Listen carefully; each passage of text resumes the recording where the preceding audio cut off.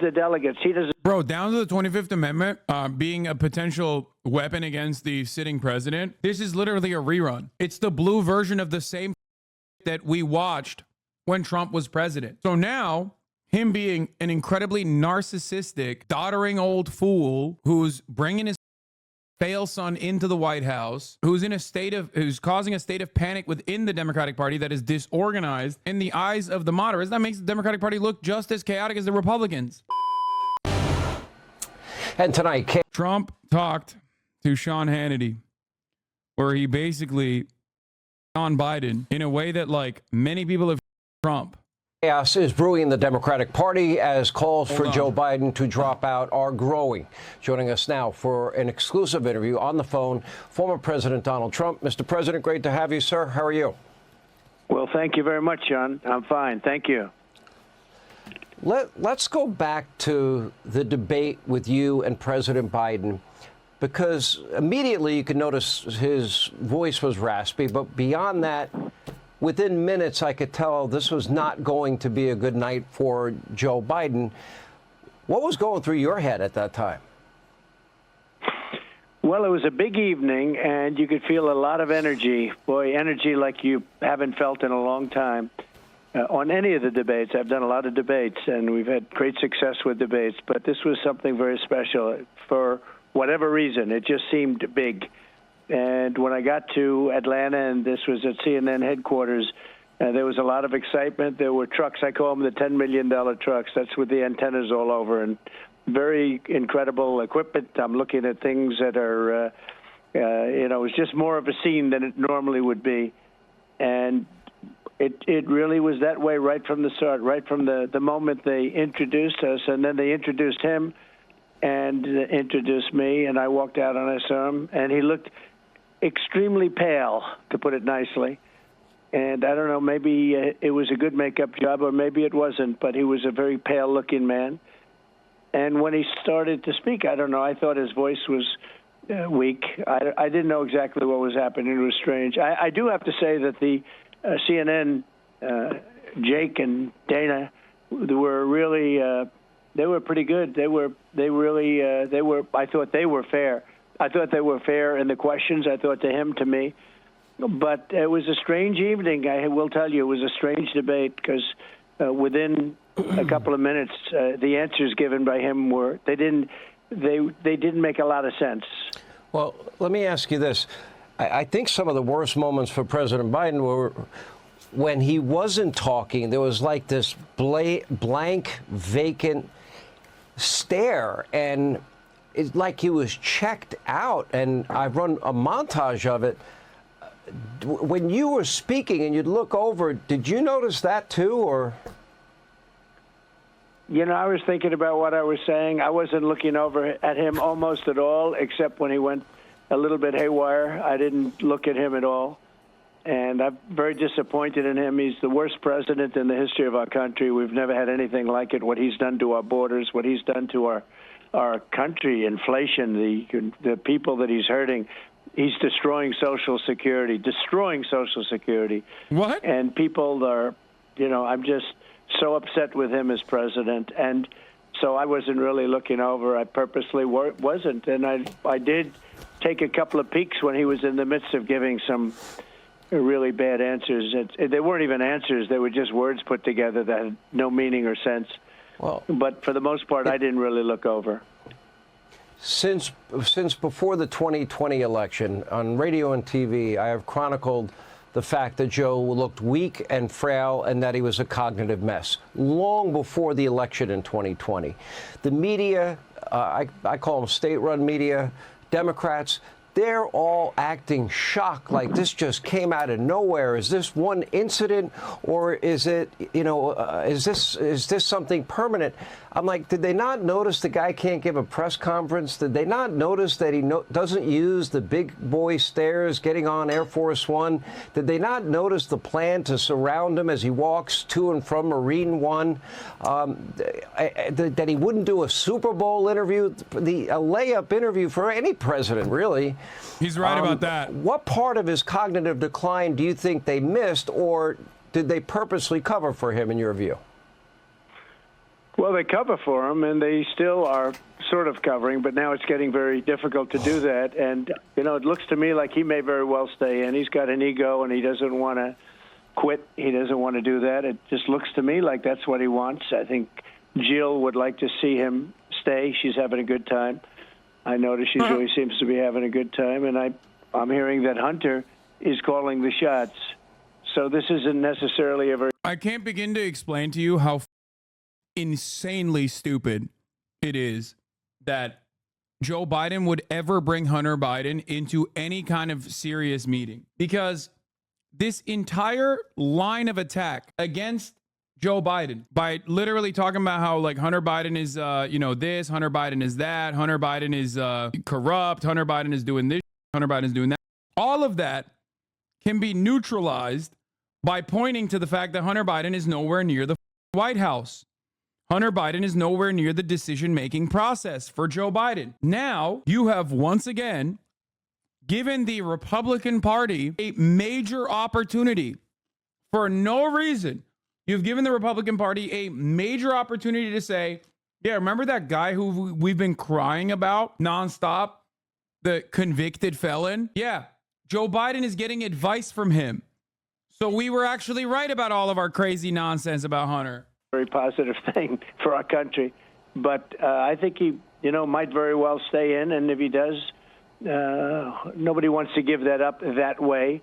He's going to feel badly about himself for a long time. It's hard to give it up that way, the way where they're trying to force him out. So, I mean, you really have to speak to his doctors. But obviously, he's been sheltered by the fake news media. That's why they call it the fake news. Do you, Mr. President, do you want Joe Biden to step aside? Do you care? Well, we've prepared for him, but I don't think it's going to matter. We had a great 4 years. Our border was the strongest ever. Our economy pre-COVID was incredible, the best ever. But then when we got hit with the gift from China, the China virus, that came in, and we did a fantastic job, and we got it back where the stock market was actually higher to just prior to COVID coming in. So, I mean, we've done a job. The military, we defeated ISIS, took out the worst terrorists in the world, and defeated ISIS. And that was a big thing. I was told it would take 5 years, and it took us a couple of months. The military is fantastic. By the way, the military is not woke. The people at top are woke, but the military is never going to be woke. Those are incredible people, what they did for me in the fight on ISIS. And then we had no wars. I mean, I had no wars. We're heading into World War III, in my opinion, with this man semi-running things, because he's not running things. The people that surround the Oval Office, the people that surround the Resolute desk, the beautiful Resolute desk, they're really running things in Washington, I suspect, and it's very bad. And, he got them into the warfare and lawfare, many different terms you can use, but basically going after your political opponent, using the Justice Department, using local DAs, using local attorney generals, going after your political opponent. Nobody's ever seen anything like that. And, there are those. I just read an article that it's been a positive for me, but it's not a positive. It's very unfair. It's fighting an unfair battle. But he's the one that got us into that. And all these lawsuits you see and everything else, that's all Biden-inspired, meaning Biden people inspired. And it's very sad. I think it's a very sad time for our country. We're not respected anywhere in the world. He's not respected.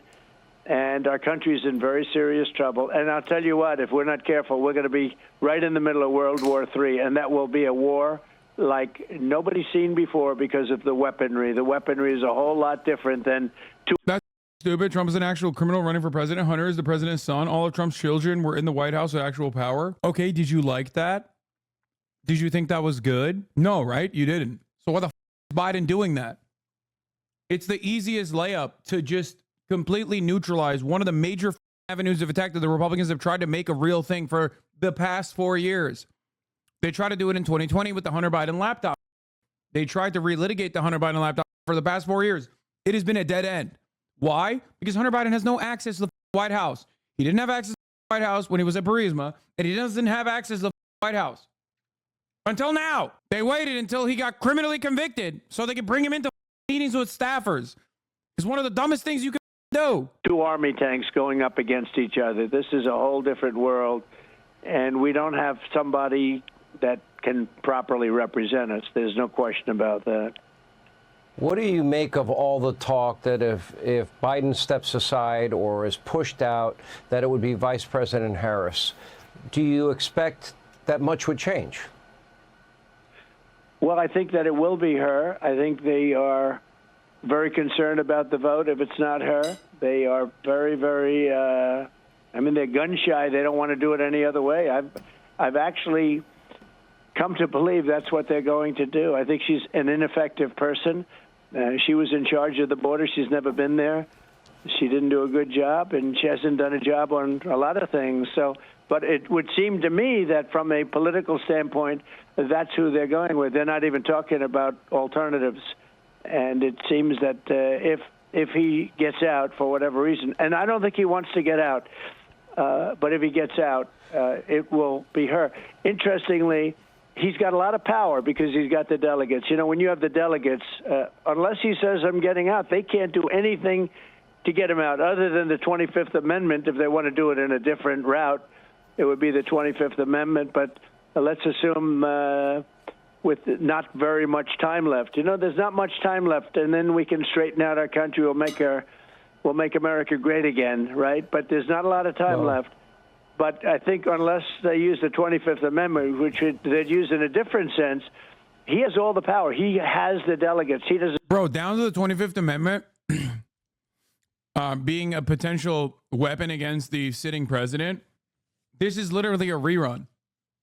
It's the blue version of the same that we watched when Trump was president. I don't think that this is good for all of the moderates that the Brandon campaign has tried to captivate for the past 4 years, especially when the reason why they voted for Biden over Trump was not even ideological. It was because he was seen as like a coherent elder statesman. It is the only major difference in the eyes of those who do go out and vote between Trump and Biden. So now, him being an incredibly narcissistic, doddering old fool who's bringing his fail son into the White House, who's causing a state of panic within the Democratic Party that is disorganized, that makes, in the eyes of the moderates, that makes the Democratic Party look just as chaotic as the Republicans. Yeah, I like Hunter. Keep him away from the White House. What do you mean? What do you mean I thought you liked Hunter? Yeah, he's great. He's a funny figure, okay? But what are you talking about? Like, you're trying to win an election, dude. What are we doing here? Doesn't have to get out. There's nothing they can do to get him out. So he'll get the nomination. He got the nomination, and then they'll have their meeting in Chicago, which, by the way, last week, 117 people were shot and 17 people were killed. That was last weekend in Chicago. That's like a war zone. But they have their convention in Chicago, and they're obviously very proud of Chicago. And I love Chicago. I have investments in Chicago. But when you look at the crime in Chicago, when you look at what's gone wrong with Chicago, it's not a very good thing to be displaying right now. I still think every election is about the future. It's about peace and prosperity. In this case, it would be about the border. It will be about the economy, law and order, the green agenda, America's role in the world. The one issue that pops almost at the top of every poll in the minds of Americans, well, really two: the border and the economy. Let's start with the border. We have nearly 11 million unvetted Joe Biden illegal immigrants in this country from nearly 180 countries, but many from countries that have terror ties, countries like Iran and Syria, Egypt, Afghanistan, Venezuela, Kazakhstan, with nearly 60,000 from China in just the last 18 months, tens of thousands from Russia. And I worry that this is now a clear and present danger for the country, and that the likelihood that terrorist cells are probably already here is very high. I don't think I'm wrong. I pray to God that I'm wrong. I don't believe I am. And the media, Democrats, have ignored the issue, and they've allowed it to happen. And Biden and Kamala Harris and Mayorkas have all said the border's closed and the border's secure, but they brag about ending the policies that you had in place when they got into power. I think a preventable preventable problem, I'm worried about our national security like never before. Well, the one thing you haven't said tonight that you always say is that it's 100% certain that we're going to have a terror attack, and I agree with you on that. It's 100% certain. I mean, we're letting terrorists into our... I pray I'm wrong. I pray we're letting to God terrorists I'm wrong. into our country at a level that we've never seen before. Terrorists are coming in, and they're coming in, Sean, from mental... What does that mean? Like, that implies that there's a level of terrorists that we were allowing into the country. Like, there was a level of terrorists that we were just like saying, yeah, come inside. I guess he means like 9/11, like Muhammad Atta. He's talking about Muhammad Atta, chat. But what do you mean? Oh, it's an unprecedented level of terrorists that we're allowing into the country, as opposed to previous years where we were like, there was a precedented level of terrorists that we were just allowing into the country. Before and after 2001, there's never been a moment where domestic terror did not actually beat foreign terror on U.S. soil. Okay? That has never been the case. Post 9/11, that's the 1 year. Post 9/11, everybody went crazy mode over how much Islamic terror was occurring in America and in the Western world. That's don't lie. 75% of all domestic terror that occurred on U.S. soil since then, and this was like back in 2016, have been at the hands of far-right anti-government extremists. That's the designation for it. Right-wing terrorists, white supremacist terrorists. That's it. Institutions and insane asylums. They're coming in from prisons and jails from all over the world, not just South America. They're coming in from the Congo and Africa. They're coming in from every part of the world. And some of these parts are rough parts of the world, and they're pouring into our country as prisoners, as mental patients. They're coming into our country, and they're coming in also as terrorists. And this is poisoning our country, and nobody should have been subjected to this. They should never have been allowed to do this. There's nothing good that can come of it, and we're going to have to get these criminals, and a lot of them are criminals, and very high-level, very bad criminals. We're going to get them out. We're going to have the largest deportation in our history, larger than the Eisenhower deportation. And we have no choice. I don't want to do that. But this man has destroyed our country. And I say in rallies, I'm doing a big one tomorrow at Doral in Miami, I say at rallies that you could take the 10 worst presidents in the history of our country and put them together. They will not have done the destruction and damage as this man has done. He's been a horrible president, the worst president, frankly, the worst president in history by far. And by the way, Jimmy Carter's the happiest guy around, because Jimmy Carter now is saying, you know, I mean, he was like a genius compared to what Biden is. His administration was brilliant compared to the Biden administration. So it's a very, very sad, time in our country. Let me ask about the economy. I know that they said from the beginning that Biden's inflation, which they inherited. Hating Jimmy Carter is such a funny, like, boomer trait. It's a classic boomer trait. Like, absolutely zero people under the age of 70 is bringing up Jimmy Carter as the worst president. You know what I mean? Classic. 1.4%. It's up over 20%. 25% of Americans say that they've had to forego meals. 60+% of Americans said that they're gulping water because of Joe Biden's economic policies and Biden inflation. How do you fix that? And how quickly do you think you can fix that? Well, we have to fix it fast. And what they're doing is the illegal migrants that are pouring into our countries, many of them are staying in luxury hotels all over our country. They're being shipped up. You know, as we say now, every state is a border state, whether it's Idaho or Iowa or Ohio. It doesn't make any difference. They're all border because they're pouring through our country. One of the stats that was incredible, I actually saw it on You First, was when they it came out that we're actually flying them in. So it's not just a question of these people coming through totally unchecked and unvetted. They're flying tens of thousands of people into our country, migrants. And many of these people were not people that were welcome to stay in their countries. They're coming up here. And when I originally said, I said, they are not sending their finest. These are people that are coming from other countries, Sean. I mean, he's not wrong. 52% of undocumented migrants in the United States are visa overstayers. So he's technically right. The problem is he makes it seem like they're getting shipped out here in like a military plane or something and just being dumped into Iowa. Okay? No, they're just visa overstayers like Elon Musk. Nobody is like coordinating this effort. And also, that is actually important to recognize because that means that those people, like, we have some knowledge over their background.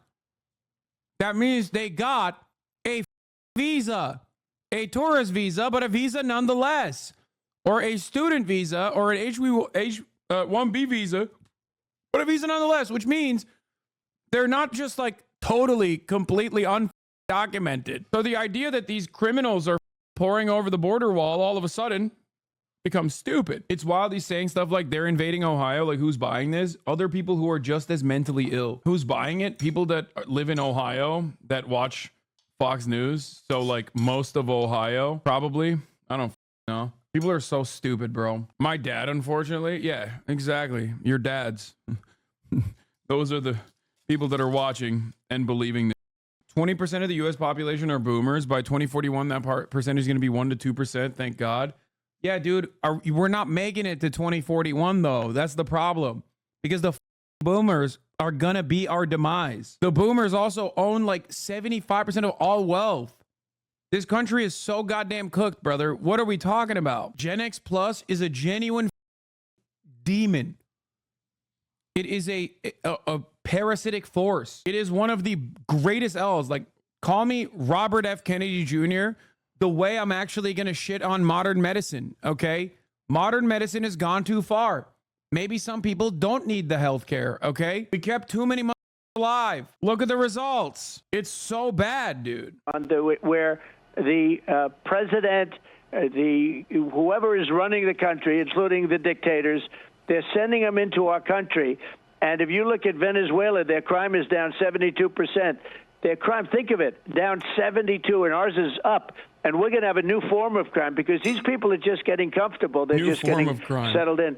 We're going to have a new form of crime, and it's called Biden migrant crime. And it's a new category, and it's a very serious category. And it might blow all of our crime out the window because, frankly, you could probably double. When I told you those numbers in Chicago with 17 people dying this weekend, think of it, over a weekend, over a 3-day period, 4-day period, you had over 100 people shot and 17 people dead. And that probably doesn't include the migrants, although I guarantee you there was. Why would that not include the migrants? What are you talking about? The reason why it doesn't include the undocumented migrants is because they're significantly less likely to actually do crime, dumbass. Do you think that the police and the FBI are actually secretly conducting a conspiracy to cook the books, cook the numbers, and not report on casualties, fatalities, murders, when it's an undocumented migrant responsible for it? When an undocumented migrant does a crime, any crime, whether it be defending themselves against a police officer who's like bullying them, or, you know, something as gruesome and as violent as like a woman, you hear about it.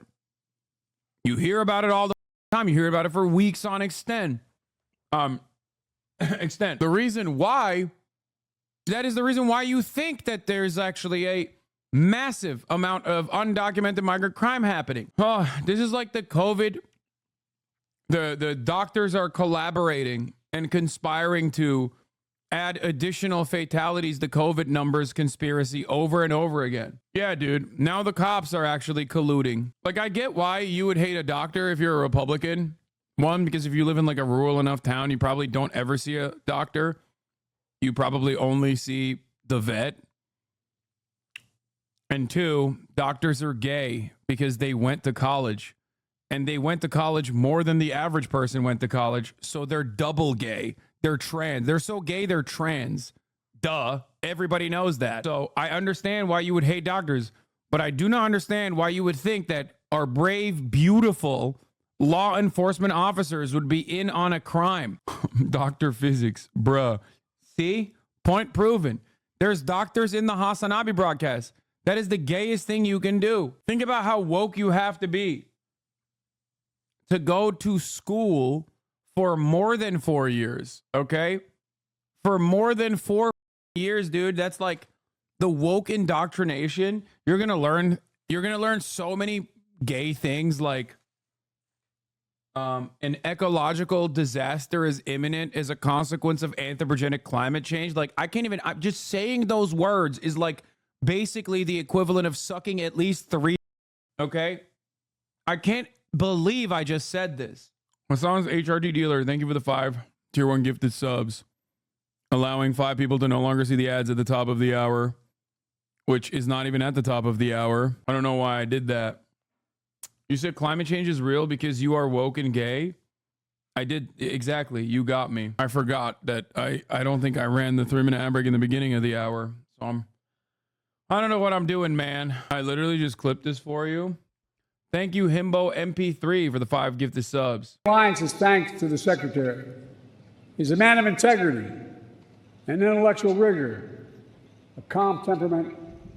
No, he said a man of intellectual rigor, or vigor, sorry.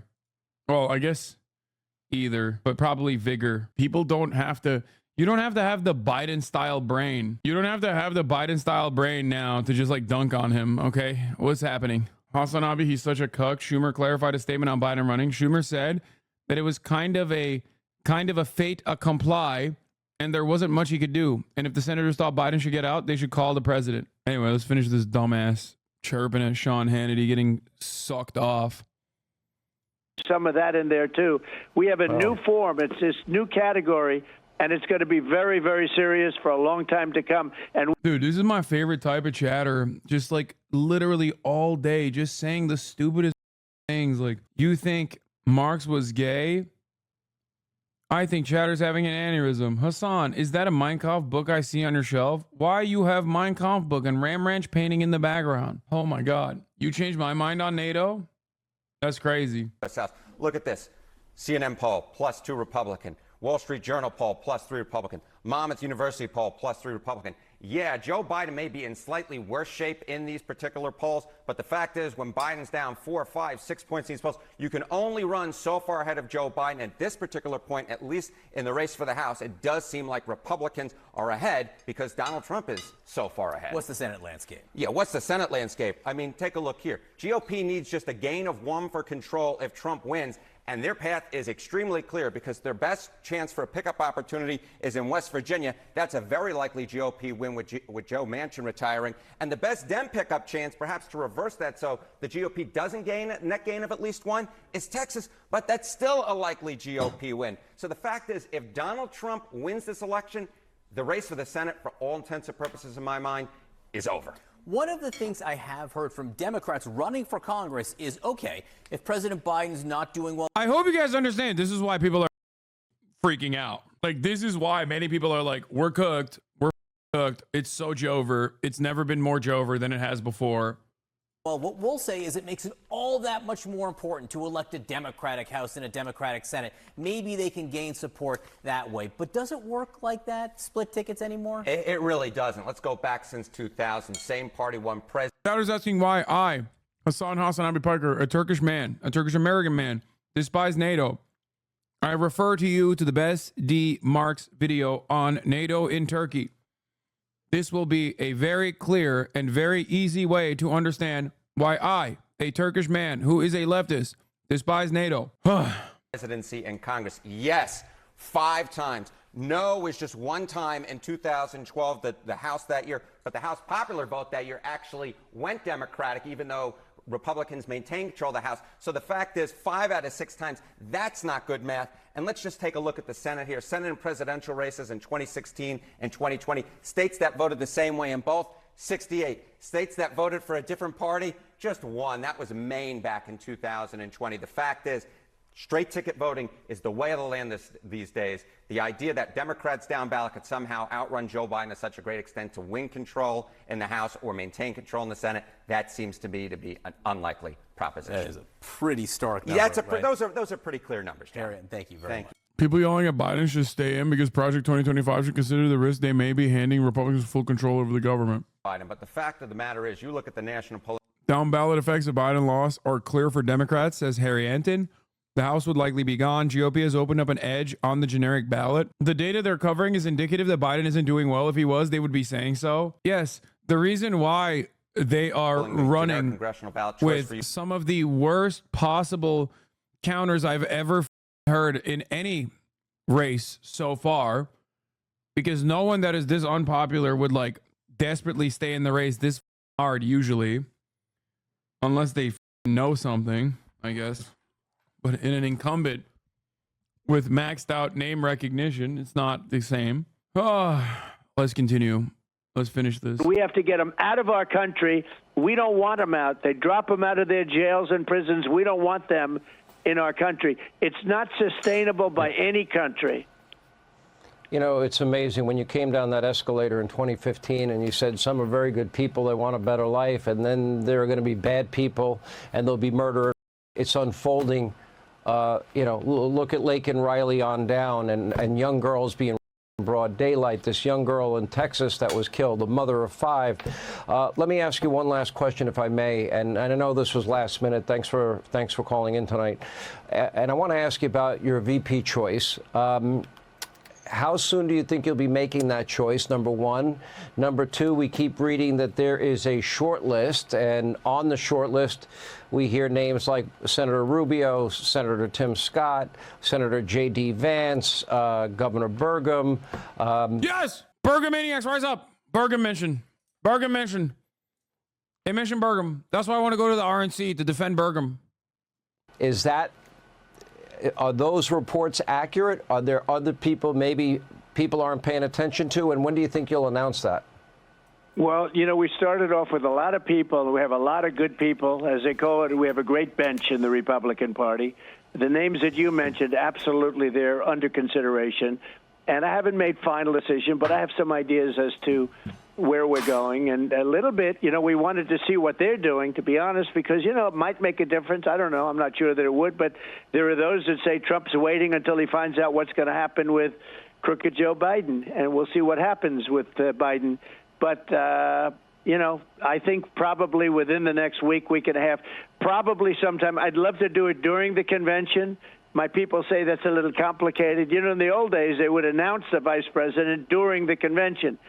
Today, with modern-day technology, you can't do things that you could have done 50 years ago very easily. But probably a little before the convention, but not much. It could even be during the convention that we'd do it. I'd love to do it during the convention. I think it would be a very interesting build-up and important for the convention. It would make it even more exciting. It's going to be amazing in Milwaukee. If you announced it right now on this show, I think it would make a lot of news. I'm just saying. God, he's such a dude. You're such a made mother. Okay.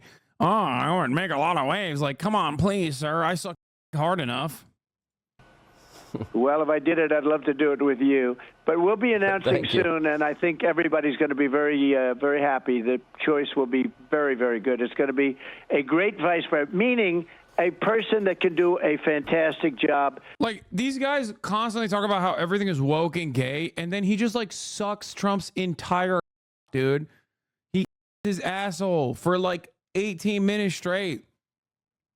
This is unironically gayer than, like, actually just sucking on, you know what I mean? Just enjoying a nice, fresh penis on a summer afternoon. Okay? This is way, way gayer than that. What are we doing here? Anyway, it'll be a great vice president. Won't betray me when I want to do a coup. That's the funniest meme, by the way. Like, J.D. Vance, his pig, would absolutely betray him before he even did a coup. Like, the notion that J.D. Vance is like a loyal person to Donald Trump is great. It's a funny meme. You talking about penis like his ice cream? Yeah, dude. I am. As president, because you always have to think of that first. And then second, somebody that helps you get elected. And there's nothing wrong with that. Talking about it like it's a tasty treat, you know? Do you think Mike Lindell has a chance? No, but it is pretty funny that there were, like, genuinely a shit ton of chatters in here who unironically were making the claim that it was going to be what's his face? Mike. Not Mike Lindell. The Mike Flynn. That was so funny, dude. That was awesome. Just more classic moments from the Hasanabi broadcast right there. And I just had to like walk people off this cliff. Like, hey man, walk people off this ledge. Like, no, dude, you're pretty crazy. Here's why.